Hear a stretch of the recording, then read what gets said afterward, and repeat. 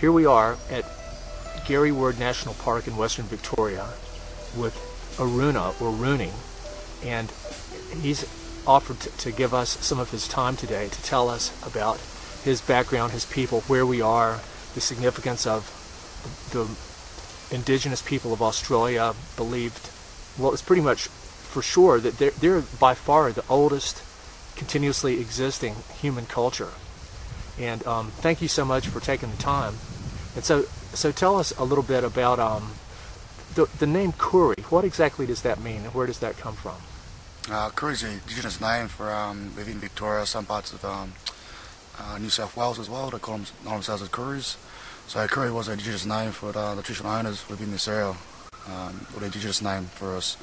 Now, when first white settlers come here 232 years ago, they gave us the name of Aboriginal, was the name as the European called us today. You go to some parts of Australia, where South Australia, they call themselves Nungas. Here we call ourselves Kooris. Like I was saying, New South Wales as well, we're known as Kooris. We go sort of more Queensland area, they're known as Murris. Over in Western Australia, sorry, they call themselves Nungas. So where we are in Victoria here, they're known as Kooris. Is the name Aboriginal, is that offensive at all or anything? For me, it sort of is, because that's kind what of, Europeans actually it's kind called of us. sterile. Yeah, it's that stereotype, and that's what they called us. Was a native, or when they first come here, they thought we were feral and walked around little nothing on barefooted. Yes. And we thought we had no idea of survival and living, and they thought we were very, because you're stupid people, I suppose, and that's where that misunderstanding of us being traditional owners of this land, and we lost over 40 to 50,000 years, and we've still got that story to tell, and the non-Indigenous people. So if we could survive over them amount of years, 40 to 50,000 years, it's about time that these non-Indigenous people are starting to realise and respect us and understand us. Absolutely. The knowledge that we've lived here for thousands of years. And your ancestors didn't just survive, they thrived. That's right. They thrived without destroying the land. That's right. We, like I was explaining to you the other day, Jeff, that the way we see Mother Earth, that she owns us, we don't own her. And that's what a non-Indigenous man, the European term, they believe that they own her. But in the day, that Mother Earth, the way we were taught, that Mother Earth owned us. She supplied us with everything, your water, your natural flows in your waterways. Also these plants and flowers and different medicines and herbs and spices that we use in our cooking, and also medicines as well. So the non-Indigenous man had no idea what they were doing to our country, and especially when they took a lot of the trees and down for cropping and ploughing and sheep and cattle, and they're not realising what they've done to the Mother Earth itself. So we were taught from generation to generation that she owned us, we didn't own her. So she supplied us with all these food, tools, weapons that we may have needed, fire, we call it warrel here in Victoria. Also, your waterways. So there's a lot of ignorance, I think, when white settlement come here. And same thing with the main food source from this area was known as the Mooneyong, or known as the Yamdays today. And when the white settlement come here, they bring a lot of sheep and cattle. And once sheep started eating the flour, the Mooneyong, and then the cattle sort of trampled the root system and got wiped out throughout this area. So I had a gentleman come here this morning, and he's asking me about some of the native plants and why the Western diet and the Western society, the food, is killing a lot of us. Absolutely. Not my community, but it's the non-Indigenous community as well. But still in my community, the big main killer is diabetes. Now, the reason for that is us Indigenous people here in Australia are actually relying on the supermarkets that we go to today to buy that Western diet food. And that's why I tell all the students that come through the Brink Culture Centre here, where I'm education culture officer here, I actually inform young students and also their parents, be careful what we do buy from a supermarket. And I do tell them, when you go to a supermarket, you pick up any item off that shelf, you look at the back of that product, how much fat, how much sugar, how much energy in each item that we rely on from a supermarket today. Yes, Elizabeth and I we started really taking, she's very sensitive to a lot of these chemicals and stuff, and we after an episode that happened in Darwin a couple of years ago, we started really paying attention to the ingredients, and sometimes we got a thing called a hedgehog. It's like a little brownie, and it had 60 different ingredients, and we started looking up what some of this stuff is, and a lot of them, anything with a 3 number, it can actually be industrial waste that they've disposed of as a food additive. That's right, yeah, and a lot of calories and whatnot, and different food that we put for our bodies. So when my ancestors roamed this area, and over 40, 50,000 years ago, there was always healthy food, so always hunt and gather, and everything was always fresh and healthy. So when we go hunt kangaroo, we didn't go slaughter everything like the white man did, go on a rampage and shot everything. So in the clans or tribes over here, there's probably about 30 to 40 in that clan or tribe. So when we go hunting kangaroo, we only hunt what we needed to survive on. But when we did hunt kangaroo, we used pretty much the whole thing. We didn't waste the roo itself. We call it midge down here in Garrywood itself. It was a traditional name for kangaroo.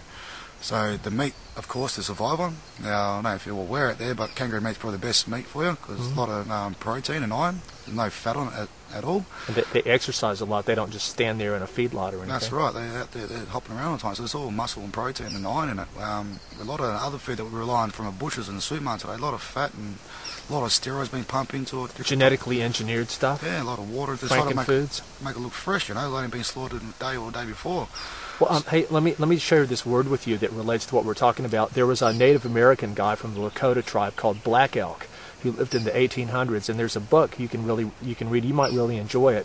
It's a sad story. He was a medicine man, and he saw his people be destroyed by the white man, and they came, and the name they made up for him is called Wasichu, W-A-S-I-C-H-U, and that's the Lakota word. It means somebody who takes the fat, because the fat was the most valuable part of like the buffalo. Yep. And the white man would kill it and just take the fat and then leave everything else just laying there to rot. And so the Wasichu is a name I've given to, it's really a mentality of that greed and ignorant, destructive sort of like mentality that a lot of modern day people have, regardless of the color of their skin. It's a mentality of where they worship money, and they'll come and chop down a forest and just kill animals and just hunt something and put it on the wall of their house, and with no respect for the earth at all. That's correct. Yeah, the same sort of thing happened here, like in Australia as well. Say the Native Americans back in Canada and also the States itself. So it's just that lack of understanding and respect of our culture. And here in Australia, we are the oldest race being recorded within the world itself. So it's quite frustrating being an Indigenous man in a white society. And like I was saying before, going back to the Western diet food, and the biggest killer in my community is the diabetes. And the reason for that is because we rely on the Western diet food. And like I was saying earlier on, when we did have kangaroo down, we pretty much used the whole thing. So first his meat to survive on, of course. Also his skin, or his fur, was skinned off him, and that was used for warmth, or better on his clothing that we wear today. Also his bottom jawbone was removed, and that was used for a carving tool for most of the decoration of their tools and weapons. Also his shoulder blade was removed, and that was used as a knife. It's quite sharp, and that was used to cut the meat up. The other main part was his killie bone. It was removed from the back of his ankle, and that's quite long and very pointy, and that was used as a knitting needle to knit most of our possum skins and make cloaks or on blankets today. Now, my favourite part was known as a sinew. There's a bit of tender muscle at the back of his tail. So every time we go out on our property and hunt a bit of roo, I always take the tails off. And what I do is actually when I do the skin off him, between the skin and the meat itself, excuse me, it's got these rows of tender muscle, which is known as sinew. Now, sinew is very stringy, like a lacquer band or elastic band, and what we tend to use that sinew for is actually made into like a thread or a lace or a rope. And that was used to tie stones onto handles, so your tomahawk or your axe head was tied onto a bit of timber, and once sinew dries up, it is hard to break. So the kangaroo, we call it midge here, was very important food in my community.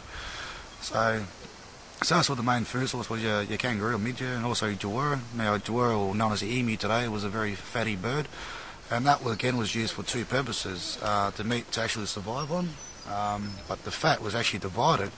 And that was used mainly for our rock art here in Garrywood, where now the European name for it is known as the Grampians, was brought over from Scotland back in the 1850s. Now, what my ancestors would have done with this emu fat is actually smeared it over the top of the image of rock art whilst they painted the image on the stone on the rock. Now, what that fat actually does is actually keep the rock art preserved or lacquered. So you could go away 18 months and come back 18 months later. It looks like you've just done it yesterday. That's the other thing I'm trying to fight for, is actually get our custom and laws back in the southern part of Australia. If you go more central desert, they've still got the custom and laws to actually take young Indigenous kids out there and teach that oral history from word of mouth, and take young children and touch that rock art up and teach our young Moros, our young children, the custom of law. And that's what I'm trying to fight down here in the southern part of Australia, to get our custom laws back here before it's too late. Now, let me ask you this. Could you tell us a little bit about the significance of the rock art and what some of the major sites here are? And I think that you told me that there's over 300 rock art sites here, but most of them are unknown to the tourists, or they aren't allowed access. But tell us what are some of the main ones, and what would you say it's sort of like a cross between a library and a temple? Yeah, you could say that, because the oldest rock art site actually been recorded now is between 25 to 30,000 years old. The youngest one's been recorded here is in between 10 to 15,000. And as you're saying, Jeff, there is over 300 rock art sites been recorded in the park itself. So we have pretty strong history and custom here. So that's what I'm trying to do, is actually get that custom and law back here before these rock arts actually start fading away. Vandalised and stuff. Vandalised and like you were saying before, there is 300 rock art sites in the park itself being recorded and documented, but there's only 5 of them out to the public. What are the names of those? You got Bunjil. Now, Bunjil is known as the Aboriginal creator spirit within Victoria itself, some parts of South Australia and also New South Wales. So a bit like a god, a bit like a Buddha. Bunjil was a very important man in our community. So he provided, same as Mother Earth, he created Mother Earth, we believe, down here. So your waterways, your trees, your different plants, your animals, and marsupials and whatnot. So Bunjil was very, very, very strong in our community, and still is today. So that's what we're trying to do, is trying to teach our young ones before it's too late. And a lot of our young ones are not interested anymore. They're too much in a white man society, and technology has taken over now. So that's where my role, I get very depressed and very frustrated for my young ones, because they're not taught the way like we were taught 40, 50,000 years ago. Too much in a white man's society. That's what the white man's got to realise, how important our customs and laws are. Yes. And we've got to pass this knowledge on before it is too late. Now, you yourself are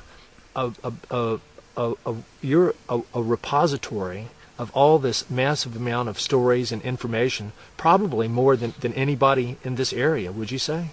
Yeah, a lot of people recognise me. That a lot of knowledge behind me.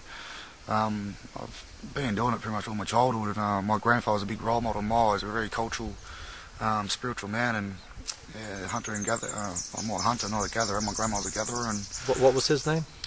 Claudie Douglas, and he's actually deceased now, but he actually died in my arms, and I'm quite lucky that in grandkids he had. He actually passed all these stories on to me, and he actually passed on my arms to tell me the last couple of stories that actually happened within this area, especially up in the Wimmera, so up in northwest of the Wimmera Mallee, is where my grandma was originally from. It was known as the Watchabulli clan.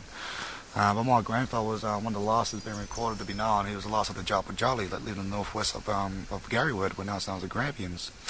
And he married my grandma. She was a Watchabulli lady.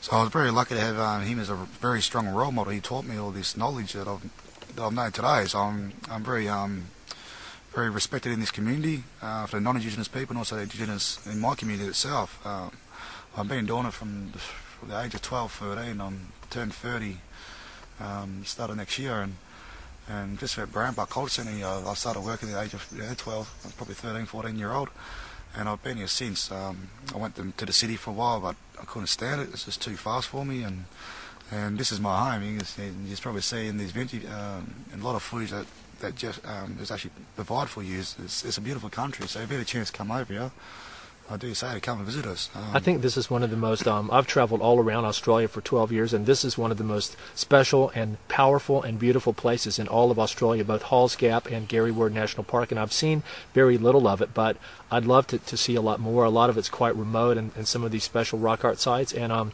tell me, what would you say are some of the most sort of like sacred and powerful places here, but discounting the rock art sites?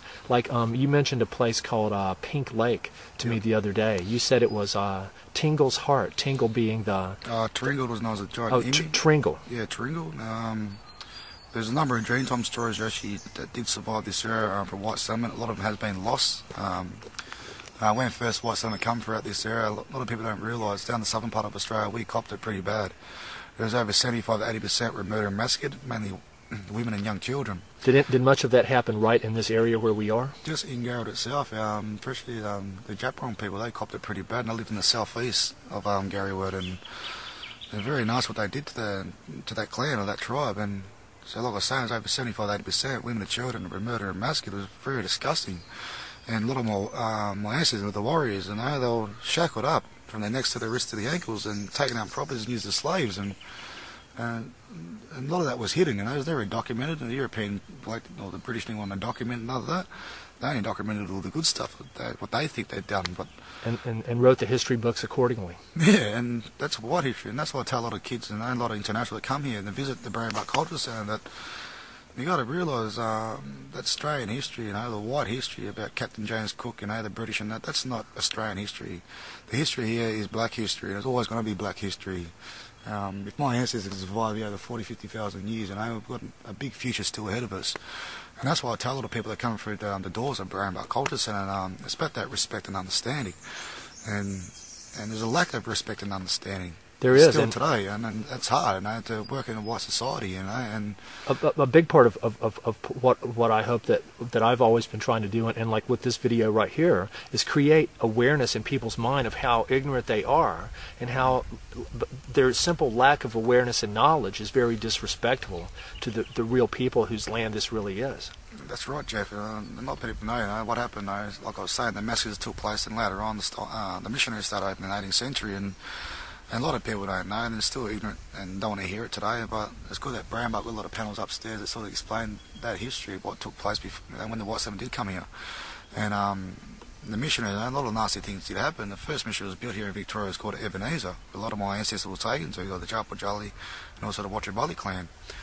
And not many people know, but a lot of rapes did take place in that missionary. The non-Indigenous man actually raped an Indigenous lady, and then she would fall pregnant. Then once she gave him birth to that child, she actually was murdered on the spot, and that child was actually taken into white society and raised as a European. They murdered the mom. Yeah. So why did they do that? Just to break our race down, oh pretty my, much. Dude, this is fucking so horrific. Just all this. I keep learning more and more. And a lot of people don't understand and know that history, and it's just ignorant and that stereotype, and still today, I tell a lot of people, we're in the 2000th century, and still today, it all starts at education at school, and a lot of us Indigenous kids get pushed to the back of the classroom, because it's just that stereotype. We're dumb, we're black and we're feral, it's just a load of crap, They got to realise we're the first race in the whole world itself, and it's just that ignorant, no respect, understanding, So when I was going to school, I was always taught about Captain James Cook, the British and all that stuff, I'll go home confused and ask Mum, what's going on, and just that racism in the school ground. I call them Bung, Abba and all this stuff, and Coon, and go back to your own country, and I was confused and lost and very depressed and always angry, and there's always a lot of fights in the school grounds, and got me suspended, expelled and that. Tell us about what happened at Christmas of last year. It was a big incident. I done a bit of stress in prison there. So it's just ignorant again. People come down here and they want to put this pipeline through, and my grandfather, he taught me, and a lot of uncles taught me. Like I was talking about earlier on, Mother, she owns us, we don't own her, and she's rude, ignorant, and these white fellas got no idea, just respect of our country. And what they've done, what part of my job was to do was actually site monitor most of the grounds we're going to dig. And there was a number of sacred sites that we come across. And there was one incident at the pub, we call it Waterhole here in Australia, but at the pub here, and all the non-Indigenous man was drinking at one end of the bar, and us Indigenous bloke was sitting in the other end of the bar, and I just happened to come through the crowd of the non-Indigenous and heard these two young blokes having a conversation saying, they don't give a shit what we dig up. And because they were going to put the pipeline through a burial ground. Through a burial ground, and so I jumped up and said a few words, and a lot of my uncles said, no, don't read, and me, I never backed down. Always, what Pop said, always fight. What do you think is, it's right? And I fought, and it made me very depressed, and ended up flogging 8 blokes, and ended up doing 6 months in jail, and over shit, just lack of understanding, and. But because of that, they diverted the pipeline so as not to violate the burial ground. Is that true? Yeah, that was the big argument, but they wanted to dig through the actual burial ground itself, and part of the agreement was they got to dig 200 metres away from that site itself, the burial ground. So they did come to an agreement later on, and we come back to the centre, into the war room here, and we sat around the table and tried to discuss this over the table before I actually done that 6 months in prison. But when I got out, again, a lot of respect in that, but the sad thing was, when I got out of prison, I was barred from my own country. This is my own country. my own people and that. It was hard, and I was barred from here for 3 years, Halls Gap itself. We call it Budja Budja, was the traditional name for this area. But now it's known as Halls Gap, the European term for it. I was also barred from the 2 country towns, and only 25 k's the closest is Store, and another town about 100 k's is my own birthplace, is Horsham. And we call it Old Bakundala, was our traditional name. So I was barred for 3 years from my country, and my culture, and myself. So Dick made me very angry, and I still am confused and lost. Why is a white man so ignorant? And there's a as I was telling you before, I feel ashamed to be in the body of a white man sometimes, but I'm not really white. It's just a disguise that lets me walk in this world and do more damage. But I'm actually of Native American and Black Australian and part whale and dolphin inside too, and part eucalyptus tree. It's just an important people like yourself, Jeff. There's a lot of ignorant people out there, and that's what I was saying. I go like the education side of it, and that stereotype. Why Aboriginal people, Indigenous people, or Koori people are in parks drinking, and we got to think of it. It all starts from education, It's that lack of education from day one, going to school, And then once you leave school, there's no employment for us. Not Indigenous person going to employ Indigenous man or woman, because that stereotype back in the household, all Aboriginal people bad, it was scum, We've met a lot of white Australians that think that way, and I always try to explain that. I go like, but dude, look at what's happened. The white people came from Europe here a couple hundred years ago and basically genocided. They just murdered them all and stole their land, and then so now these people they aren't able to go back and live where they belong, but they don't fit into this society in a lot of ways, because it's not their. I mean, they're sort of. It's complex, but a lot of people are sort of caught in this limbo in between, just like you said, and it's like I think that with creating awareness and also working on ways to creatively inspire people to want to know more about how the beauty and power and spiritual evolution level of the indigenous people of Australia, which I'm very aware of. I think that the coolest people on the whole planet. Light years ahead of what we call civilization, because you guys have lived here for tens of thousands of years in harmony with the earth. Look at what civilization has done. Just in the past 100 years, we're literally destroying the earth, and we've got our most advanced technologies as weapon systems aimed at each other. So to live in your ancient way is really the goal that we should all strive for. That's right, yeah. And that's what we're trying to do as well in the LQB, start growing our own veggies and your fruits and that, but all native, none of this European stuff. We want to try to get that indigenous garden happening and start teaching our young ones to grow it and look after it and then eat off it and rotate that circle of life. And that's what Mother Earth is part of us. We've got to look after her. We've got to respect her. If not, she's going to give up on us. And that's where the confusion white settlement, there's a lot of greed, power, and money. Money is the worst thing ever. I can't stand money. We call it bunda here in the Aboriginal term or Koori term. And it is the worst thing. It's a demon, It is. It's a false god that people worship. They'll do anything for it. And that's what I can't understand. And the white man, their power and greed and that. And it's just that lack of understanding, that she owns us, we don't own her. And she is giving up on us, and same that pipeline they put for it, and that's what Granddad said. When I was a young boy, like you look at it from what we call known as Werribee or known as Bunjil, is the wedge-tailed eagle. That looking from his point of view, looking from bird's eye view, looking down at Mother Earth itself, the country, and all the waterways. If there's no waterways in these creeks or rivers or anything, she's going to give up on us, and that's what Granddad told me. Like that's Mother Earth's veins. If them veins are not flowing, that's it, and they're going to put these pipelines around to supply water to other townships. Well, stop bringing these people over. You want to get water? You got these creeks now that go collect water. My ass all the day. You got rock wells and that we would have went bathed and gather water from for drinking purposes and whatnot, or cooking. And the white man, I don't know, he's confused me, and I don't understand some of them. And what about digging out gold? That's another one. Gold, and see, gold was useless to us Kooris here in Victoria itself, because you couldn't make no tools or any artifacts out of it. I don't understand why the white man is so obsessed with it. Well, it's got me bugging too, Jeff. So you're saying in Ballarat, the gold rush took place down there, and it was just full on. A lot of the Wathaurong people around the Ballarat district were murdered and massacred for the gold rush, and there's a lot of stupid stories I read in books that back in the 18th century. I used to work at the Gold Museum many years ago down in Ballarat, and some of the stuff in the back office is just what a load of crap, and they reckon that the indigenous person actually would murder the Chinese and were cannibals, we ate them, and took their gold off them. Why would we do that? The gold was useless to us, we didn't go into the country town and get a bag of flour or tea or whatever, or sugar or whatever. So all that stupid stories they had, and they hid it, and it still is sitting in the back of the museums, and it should be out there promoted and let people know, what it's just stupid stuff they said, and what they make us look like we're bad people, and they don't understand it, realise it.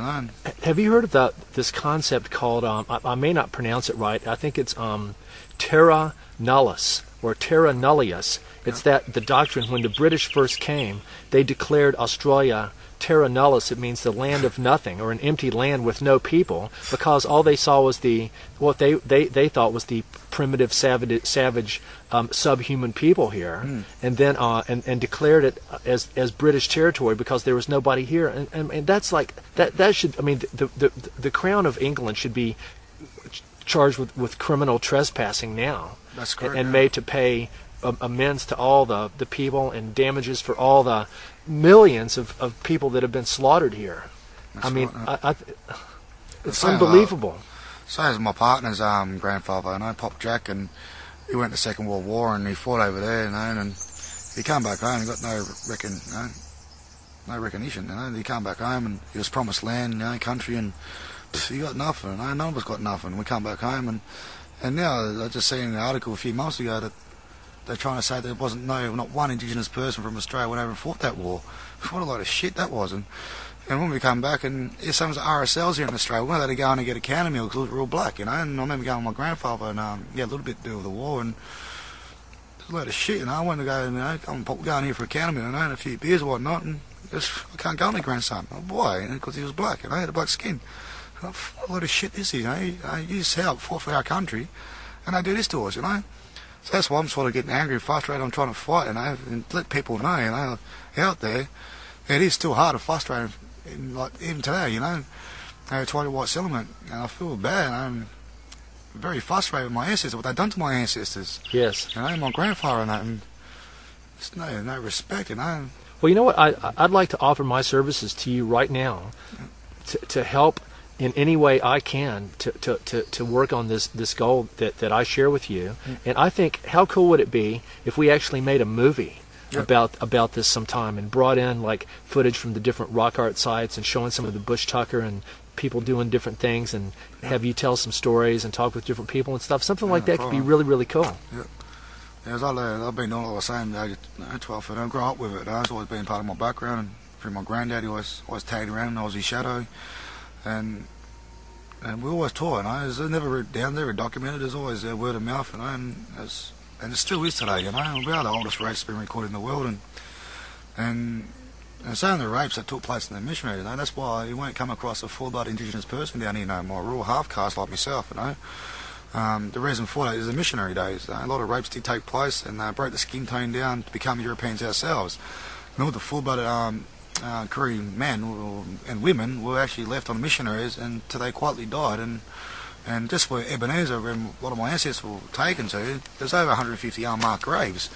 It's just disgusting, And lucky, I've got a lot of uncles and a lot of other cousins are actually working together now. There's got a land council called Brink, which is based in Fibro Street in Horsham, and they're actually getting all the family back together now and starting to fight against the white man, and starting to get our land back, get our Ebenezer back, get our mission back, and Ampworth, and very sacred sites out there, and start informing our children, not just our children, but the non-Indigenous kids, and just break that barrier of racism.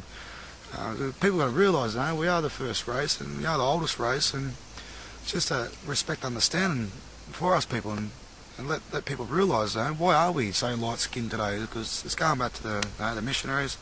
Then after that, the stolen generation. My mum was stolen. Now tell us about that. My mum was stolen. We were stolen generation, and she grew up in a white society as an infant, as a young baby, and she never actually met a real father, my grandfather, my grandmother, until she was 16. Then later on, she met her brother and sisters till she was 17, 18, you know, and they're actually going to the same school together, not knowing they were brother and sisters. So very hard and frustrating. And still today, my mother's very confused, you know, and she's lost. And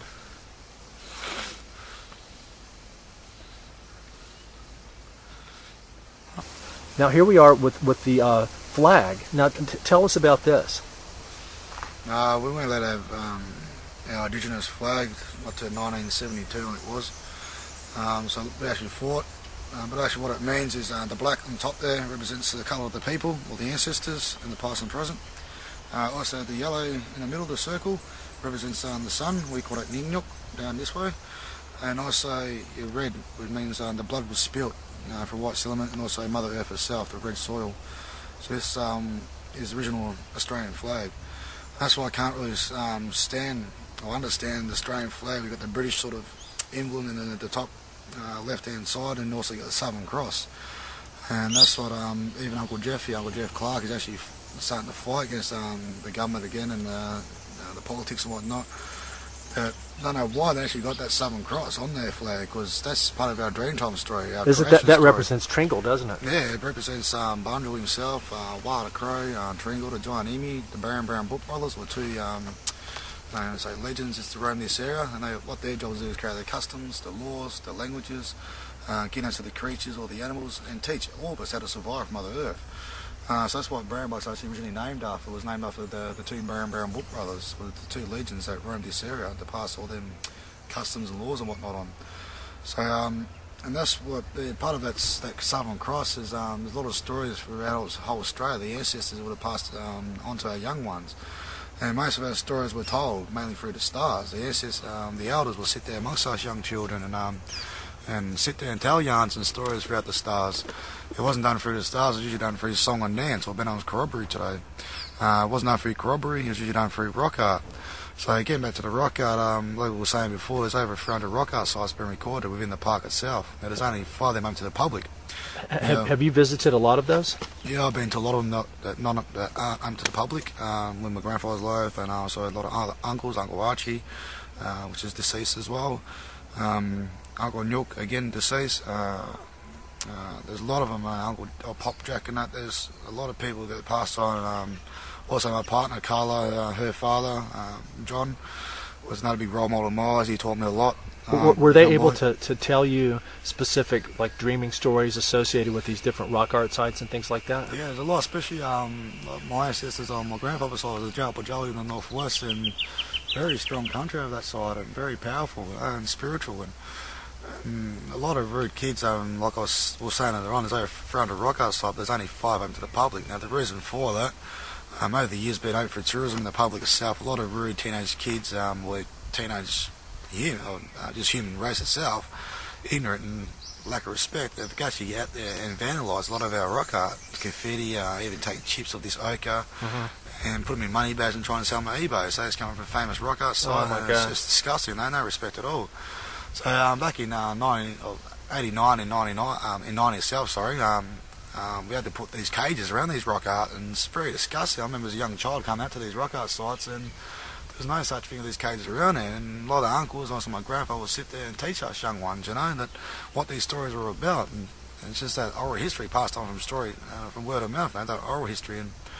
And it's sad that a lot of these stories have actually been lost, and there's a number of stories that I sort of keep in myself, and so I might share them. I only share my boys, my children, and I don't actually see my kids. Their mothers know that, because I was a pretty, I would say, like a rebel. When I was a young teenager, I got a lot of strife. It's just because that's confusing, growing up, being an Indigenous person here, and not getting a chance, opportunity, and I was very angry, and always using my fists, and then my grandmother always said, you use your tongue, your tongue's worse than a whip, and it's a scar for life. But today, because of the white society, the white law, you can't use your tongue no more, it'll get you locked up in it. It is very hard being a Koori man or a Koori person here in Victoria, but lately, the last probably 6-7 years, I'm starting to realise and actually seeing there's a lot of changes starting to happen. That a non-Indigenous person is actually starting to respect us and understand us, and it's taken 250 years actually for this respect to understand.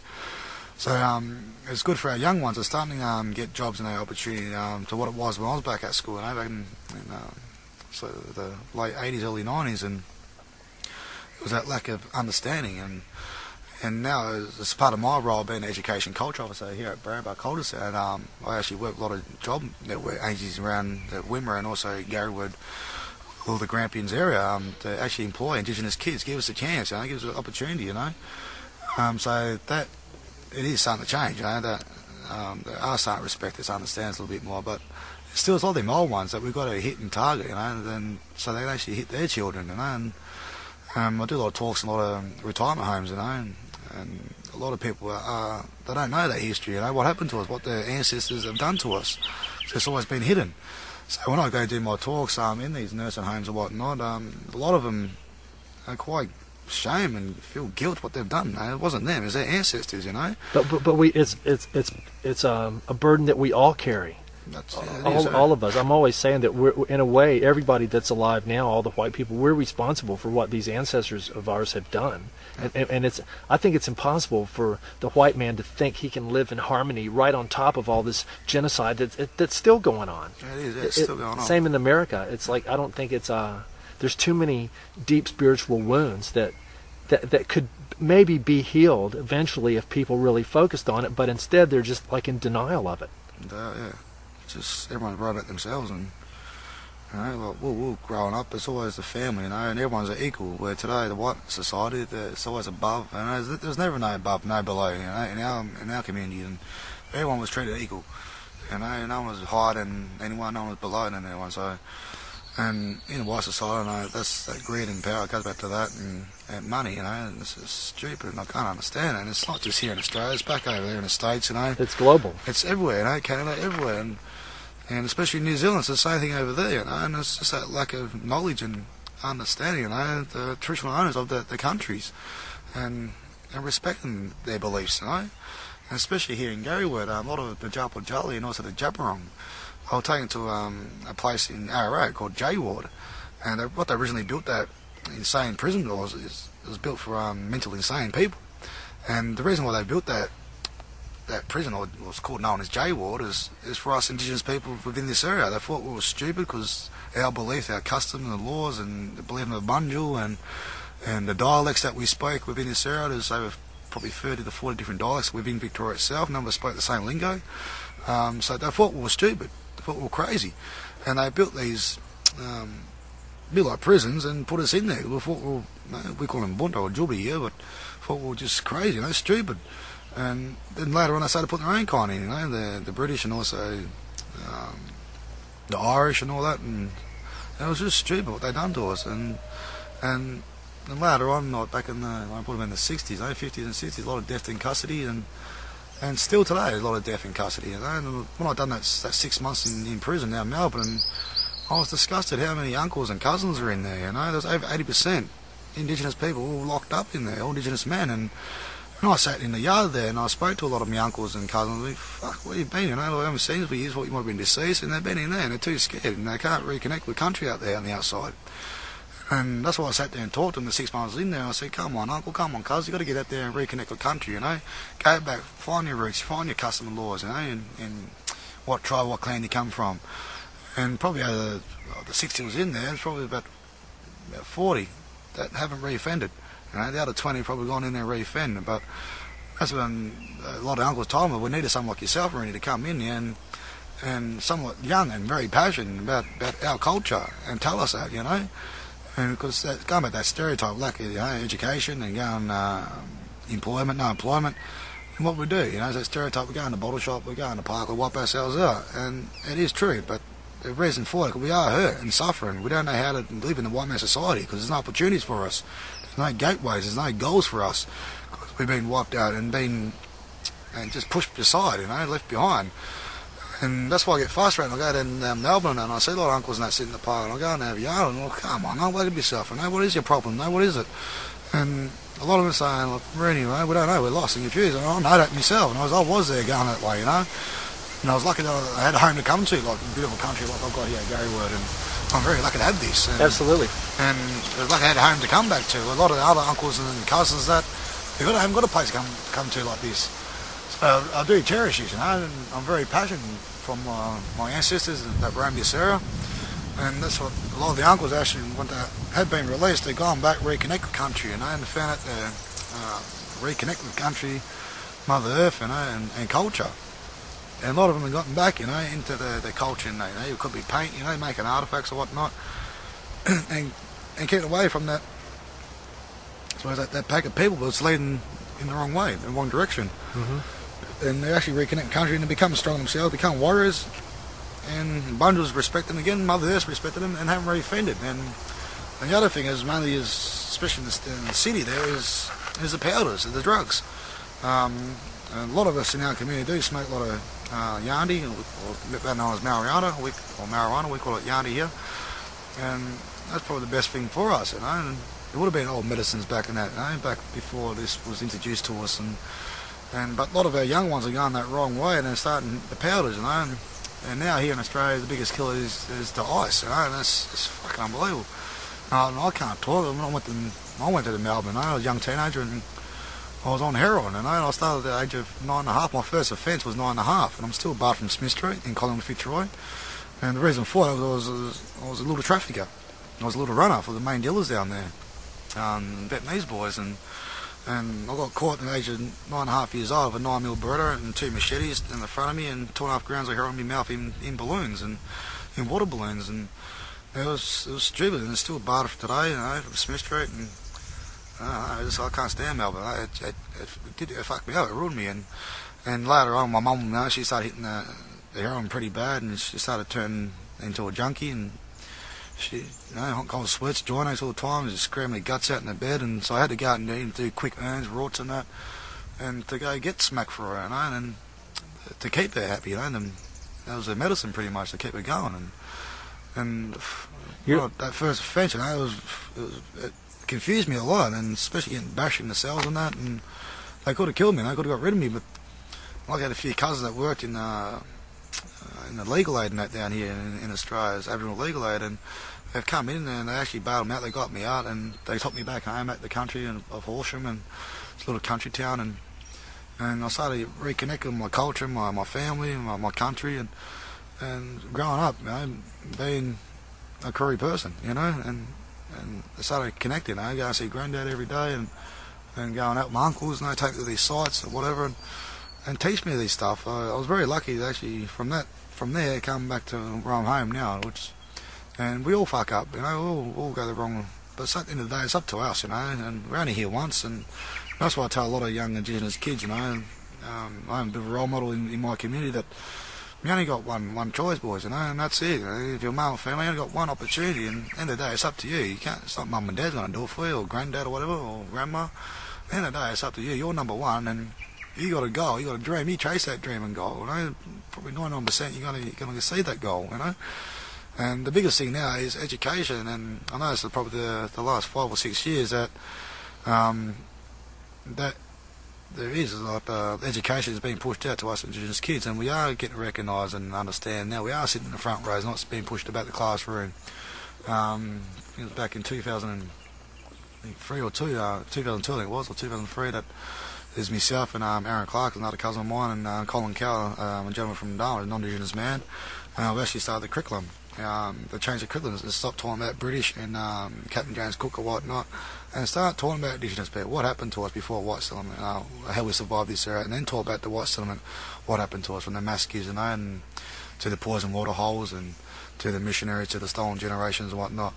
So that knowledge is being passed on, and it starts from preschool up to kindergartens, right up to private public schools, to Catholic schools, into secondary colleges, and up to universities. So it took us a lot of years. I think I started when I was about 16, and I didn't get it till I was 21, so it was a very big birthday present, my 21st birthday, and to actually achieve that and got that out there, and it's gone everywhere throughout Australia. But they've got to talk about Indigenous culture first before the British and Captain James Cook and whatnot, what I was taught back in school, and so a lot of non-Indigenous kids are actually starting to realise and understand this, and it's about, doesn't matter what colour we are, it's just we're all human, we're all one race at the end of it, and it's just that understand and respect now in school ground, which it's become stronger now, because Australia now is a very multicultural culture, a country, and And it's about the respect and understand each other, that we are all human, don't matter what race or what colour we are. At the end of the day, we are all human. And it's about working together now and become one, pretty much. And if we don't do that, she's going to give up on us, Mother Earth. And just here in Garrwood, back in 2006, we had very serious bushfires that took place in the park here. There's over 47,000 hectares. It was all in flames, and then from there, just over 12 months ago, we had over 100 mil rain, and it caused a lot of landslides in the park itself. There's over 297 landslides that took place in the park itself. So it's been one extreme to another, and that's why I tell the people, it's just Mother Earth. Let us know she's still in charge. Don't mess with her, If we do, we're going to cop it. So, she's still actually telling us. So hopefully the young ones are actually going to be watching this. So I hope you do take it all in and understand it, respect it, and just remember that we are all equal. We're all one, and it's just about working together. If we don't do it, she's going to give up on us, Yes, Mother Earth. I just gave Rooney a copy of Koyaanisqatsi, the film by Ron Fricke, and was explaining about how the Hopi prophecy talks about how that the Earth has been destroyed by the Great Spirit 3 or 4 times before because the people got so far off the true path. And this word, Koyaanisqatsi, it means life out of balance, and that actually describes the nature of what our civilization is and what it's doing to Mother Earth right now. And I really think that that's what's so interesting, because the many different ancient cultures sort of talk about similar type things. Yeah, great planetary catastrophes and stuff like that. And I think that what we try to tell people that our basic message that we're getting from Mother Earth and the whales and dolphins, for us it's not anything. It's a very practical message. It's telling us that we should live simply so that others may simply live, because the whole modern Wasichu mentality is so greed and money oriented, and people want to have all this stuff, stupid cars and houses and technology and buildings and all this stuff, and it's actually destroying us and the earth. And if we got rid of most of that stuff that we don't need, we would be much healthier. That's right, yeah. That's good. But so you were going to share a story with us. Yeah, just an old dream story my grandfather passed on to us, younger boys, and my cousin, my younger brother, and whatnot. He called it Mawumba. Mawumba meant honey to us Indigenous people, our crews here in Victoria. In the Dreamtime story that he told us, there was 2 twin boys that are born in this tribe and clan, and it wasn't very often there was 2 twin kids born on tribes and clans. So these 2 twin boys were very special to everyone, of course, and very cheeky young characters. Now, from a certain age, around about 5-6-year-old, they'd take off out in the scrub, out in the bush, without telling the parents or telling the rest of the clan or tribe where they were going, or telling the elders where they were going. They'd been out in the bush for a number of hours, going what they call known as Mawumba hunting. So what they tend to do, the 2 young boys would actually go out in the scrub, look up in the trees, looking for honeycombs up in the trees. Once they actually approached them, they got pretty excited, as young children do. So what they tend to do from there is actually picked up rocks and sticks from the ground and started throwing at this beehive up in the tree, or honeycomb in the tree. And so the 2 young boys actually got this beehive down, and of course come down, hit the ground, busted open, all this honey started pouring out of it. So they both ran over excited, and they started feeding their faces, throwing honey at each other, and a good laugh, a good time. And they've been doing it since our young boys, and without a doubt, every time they come home back to camp, Mum was never happy with them, because without a doubt they come home all honey over them, always sticky. So Mum had to take them down to a wetlands and give them bogey, which is known as bathing or bath today. But like I was saying, they've been doing it since they were young children. They're growing up now, teenage years, around about 16, 17-year-olds. There was one tall, skinny one. He was a little bit more switched on, a little bit more wise than the other brother. The other brother, a little short, chubby fella, and all he was worried about was his belly. And his favourite food, of course, was Mawumba. And it was one day to sit around the campfire and have a bit of tucker, and a bit of lunch, a bit of tucker around the campfire with all the elders and all the clan and tribe. And the little short chub one just had to be sitting next to his other brother, and he started nudging him. He goes, "Come on, brother, I don't like eating this food. You know my favourite food, Mawumba. Let's go out bush look for Mawumba for me." So he kept nagging, and the tallest skinny one he gave in, he had enough, so he jumped on his feet and goes, "Come on then, brother, we'll take you out bush. We'll look for Mawumba for you." So they've been out there for a number of hours with a little short chubby one, as good probably 30 to 40 metres away. He started yelling and screaming, "Mawumba, Mawumba, Mawumba over here." So the tallest skinny one ran with excitement, think they come across Mawumba. He stood back, looked up at this tree, and it was a little bit different shape to the ones been knocked down since they were young children. So he started trying to advise the short chubby brother. He started telling him, "Hey brother, I don't think it's a good idea to knock that beehive down. I'm telling you it's not a good idea. It's a little bit different shape to the ones been knocking down since we're young children." But the little short chap one started carrying on. He started chucking a tantrum and swearing, cursing at the other brother. He started yelling, I don't care what you say, that's my favourite food up there, my Woomba, that's my favourite food, I don't care what you say.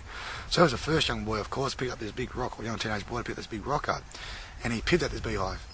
By then he's thrown about a dozen. Well, the tall, skinny one's still standing back and still trying to advise him. It's not a good idea, brother, I'm telling you, it's not a good idea. A little bit different shape, the one's been knocking down since we were young boys. But then he started thinking to himself, you don't start helping out, putting his share in to get this beehive down. If this beehive comes down, hits the ground, busts it open, all his honey starts pouring out, he's not going to share him, he's going to be greedy. So he decided to, I better start helping out, started throwing rocks and sticks at this beehive.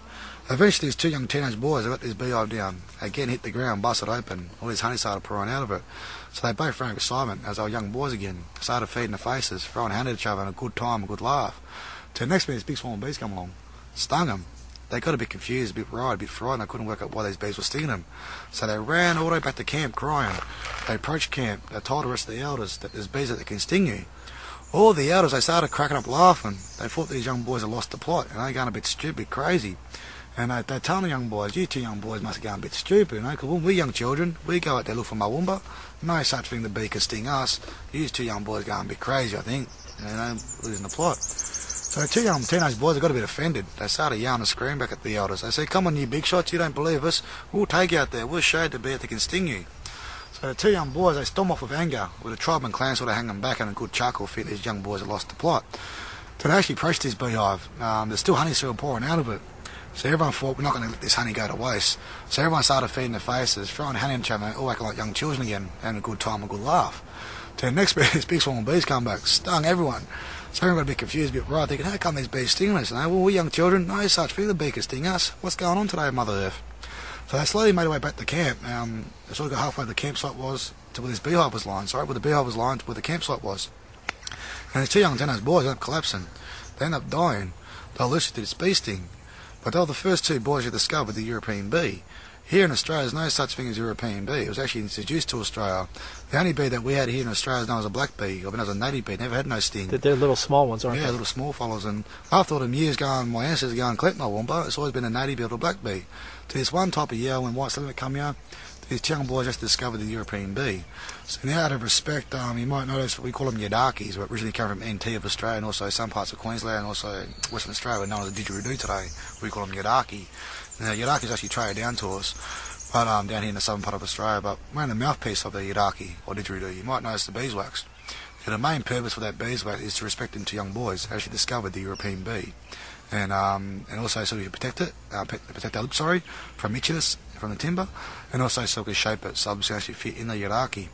But the main purpose for that beeswax being on top of that mouthpiece is to respect them to young boys. They actually discovered the European bee. So you know the reason why we got the beeswax on top of the didgeridoo, or we call it hierarchy, is the official name for it. But yeah, to respect them to young boys. And that's the Woomba story, one of the stories my grandfather passed on to us. Now there is a number of stories that did survive this area. Some of them from my grandfather, also my partner's grandfather, and also a lot of uncles. And from European settlement, like I was saying, they thought we were crazy and stupid because our beliefs and customs and laws and our storytelling, you know. And a lot of it was hidden, especially in missionaries. My grandfather's father, my great-grandfather lived on the missionary, and he took off on a mission as a young fellow, and he actually practiced his culture. He used to go hunt his own food and go instead of going there eating the white man's food and that. And all the story my grandfather would tell me, I know that no matter what they try to do to us, our culture is always going to be with us, you know, and here, you know. But it's got to always come from here first. In you got to listen, you know, to the elders, you know. Never disrespect the elders, you know. And that's probably the big thing in our community is respect, you know. And if we don't have respect to our people, why be here, you know? And that's why I say big in our community, you know, and why we've lived for thousands of years, because that respect, you know, honesty. Always have respect for the elders. You know, if you didn't show respect, you never got taught nothing. So if you, like myself, I had respect for a lot of my uncles, you know, a lot of my aunties, and that's why a lot of these stories have been told to me, passed on to me. And it's very important for myself to keep these stories word for word, because it is an oral history, it is a custom of law. And that's why the white man can't understand, you know, why we don't document none of these. We don't want to document none of these. We want to keep that law or custom here. To keep oral history, keep it in our own soul. and then we can pass on to next Boro, next generation. Then hopefully they pass on to my grandkids, my other Boros from there. And if it's lasts, 40,000 years, why couldn't it last another 40, 50,000 years, So it's about respect and understand now, and keep it respect, and that we're all equal, and we're only here once, and it's about time that we do work together and start realising what we're doing to Mother Earth, before it is too late. And I'm telling her it's not far now, but she is going to give up on us, and that's going to happen. And Granddad always mentioned that she's had enough, and as he's been deceased nearly probably 10, 11 years now, and I'm starting to think that he is right, and the climate is so ruined from this pollution we put in the air, and especially in jets, and planes going over. The chemtrails. The chemtrails are leaving behind, and a lot of people don't know about that. And HARP. Yeah, HARP. My partner Carla, she knows a lot about that, and I laugh and joke about it, but I know she knows what she's on about. And, no, so many people they think it's it's like science fiction that couldn't really be real, but dude, it is real. It is real. Yeah, I know myself, but I told you because it's just where we are. Us blackfellas here sort of laugh amongst each other, she sort of gets a bit serious and angry, but I know that it's true myself. Granddad said it, and a lot of old uncles have said it to me when I was a young fella, and I know it's going to happen. I know it's all true, but I sort of I don't want to think that way. That's not going to end. So it's about that respect Mother Earth that we walk on, and let her know that we do care for her. And there is a number of people out there like ourselves. We do care and we do love her. We do respect her. But some other ignorant people out there that we've got to get through to. Yes. But we have to reach them through inspiration. Yeah. You can't tell people what to think. You've got to sort of it's like you can take the horse to water, but you can't make it drink. You can give people the information, but you've got to. I think maybe this is the creative challenge that before us is to try to frame it all and present it in such a way that people they're mystified by it, and they go like, well, this is so cool. How do we learn more? That's about these awesome people in this beautiful, powerful land of Australia, and cut through all the bullshit and the generations of stereotypes and misinformation and denial, and get the real story out there. That's right, brother. And that's what my part of it has been education. Culture officer here, based at Brambach here is promote that, and I find it's hitting them young ones, because their brain's a big sponge. If we could hit them, it's going to be better. The future's going to be better. Yes. I don't really care about the older ones, but that's their journey. But it's these young ones, the future, Yes. The generation after that. So we hit these young ones, it's going to be better. Now you've talked about the importance of the rock art sites a lot in terms of getting the younger people involved with this. Do you think, would it be improper, I'm not sure about how rock art was traditionally made, but would it be out of the question for new rock art to be created somewhere? Yeah, a lot of my aunties actually say that too. I've got an auntie Tita, Tita Seacom, or Diane Seacom, and she's her family, she's my mum's first cousin, and her family, her sons and my first cousins, they actually go out and they actually got their own little site here and got their hand stencils on there. So later in life they actually bring their kids there, and do the same thing, put their stencils there. So they are part of Mother Earth, and they're keeping that old oral custom going, and that's why I sort of say with Parks Victoria, we've got to keep this oral history, custom, and laws going before it's too late, I'd better say goodbye for now. Thank you for listening to On the Brink with Jeff Wefferson.